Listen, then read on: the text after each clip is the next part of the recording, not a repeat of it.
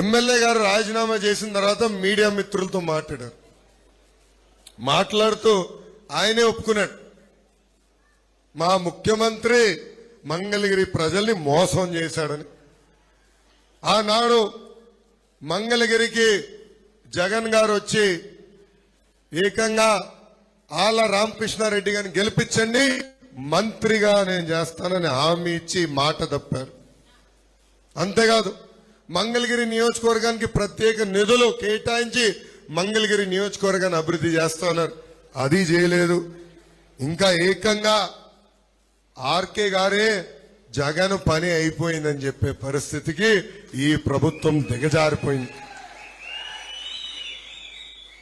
ఒక మాటలో చెప్పాలంటే ఈ వైకాపా ప్రభుత్వం మంగళగిరి ప్రజల్ని మోసం చేసింది. కానీ మంగళగిరి ప్రజలు నేను హామీ ఇస్తున్నా, మంగళగిరిని నా మనసులో పెట్టుకుని అభివృద్ధి చేసే బాధ్యత వ్యక్తిగతంగా నేను తీసుకుంటాను. గత 4 సంవత్సరాలు 9 నెలలుగా మీరు ఎదుర్కొంటున్న సమస్యలు నేరుగా నేను చూశాను. కష్టకాలంలో మీకు నేను అండగా నిలబడ్డాను. మంగళగిరి నియోజకవర్గానికి ఒక మాస్టర్ ప్లాన్ కూడా వేదిక మీద పెద్దలతో కలిసి మేము రూపొందించాం.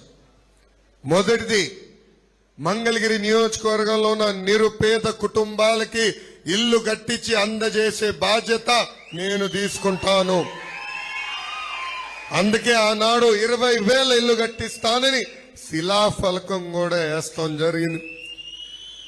రెండోది, మన నియోజకవర్గంలో ఎస్ఐడ్ భూములు, ప్రభుత్వ భూములు, ఇంకో పక్కన ఇరిగేషన్ భూములు, ఎండోమెంట్ భూముల్లో దశాబ్దాలుగా ఇల్లు కట్టుకుని నివసిస్తున్న వాళ్ళు ఉన్నారు.